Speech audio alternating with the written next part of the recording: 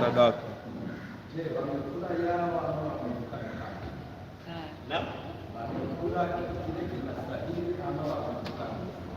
Au kama wamevuka mipaka, unajua ni mojawapo sababu hizi ni ofisi tuko nazo pale kanisani, unafahamu.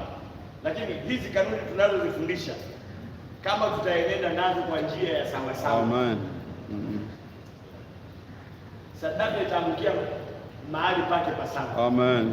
Jina la Bwana libarikiwe. Amen. Wacha nikwambie, kuna makanisa hata pakiwa na mtu mmoja tu yuko mwaminifu na fungu la 10, mchungaji atasimama. Amen. Mtu mmoja hivi, kanisa zima na watu 50, pakiwa na mtu mmoja mwaminifu na fungu la 10 kulipa, hata mchungaji hana tatizo tena. Amen. Na ndio unakuta sasa wachungaji wengine wanalaani huyo mshirika akipewa transfer kwenda Nairobi.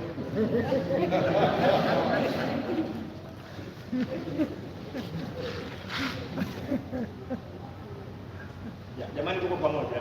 Amen. Kwa hivyo saa zingine matumizi yanafanyika kwa sababu ya upungufu au mapungufu yaliyoko mahali pale. Amen. Na huwezi kumlaumu mchungaji kwamba amekosea.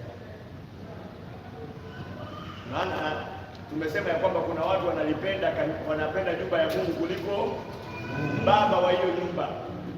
Watatoa katika michango ya kujenga, watatoa vya kushangaza, lakini hawafahamu na huyu baba yetu, are you connected to the Father?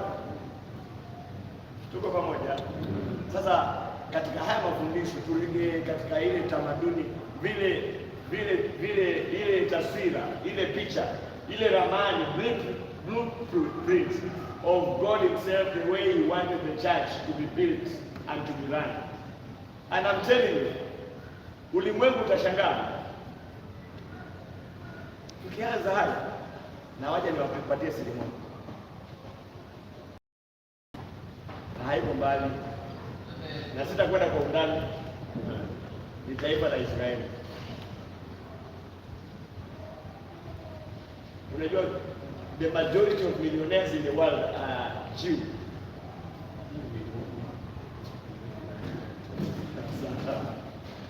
Bwana asifiwe sana. Amen.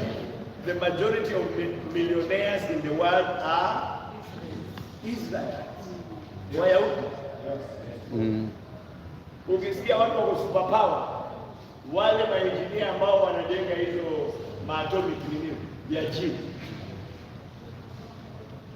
Bwana Yesu asifiwe. Amen. Siri iko wapi? They are still observing. Amen. What the master teacher taught. Oh yes. To date, mpaka leo hii. Amen. Bwana Yesu asifiwe. Amen. So there will be a drastic change tukianza kuenenda bila kusukumwa. Sasa kuna mhubiri anasimama na kumwelaani wanalaana na anasoma Biblia tu. Hatupasi kuanza kufanya mambo fulani kwa sababu tumetishiwa laana. Naona mkono pale. Nilikuwa nakuuliza swali. Kwa hiyo does it mean that hawa Waisraeli wameshika hicho kipengele kimoja cha kutoa sauti mbele wale watu si wa Kristo? So wameshika hiyo moja ndio wamebezi hiyo moja wakati sisi wengine, au tunaweza sema haya, wacha nivuke haraka ili tuende mbele. Bwana Yesu apewe sifa. Kuna kitu kinaitwa kanuni. Kanuni zinafanyia kazi mtu yoyote. Amen. Ukienenda na kanuni.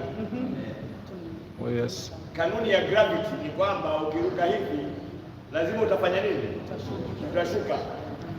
Kwa hivyo ukiruka Bima Tower, uwe umeokoka au hujaokoka, ni Bwana Yesu ndiye alikwenda kinyume all the laws of gravity. Sasa utakuta Wahindi siku ya Ijumaa, hata kama hana pesa atachange, hata kama ni shilingi moja. Give and shall do what?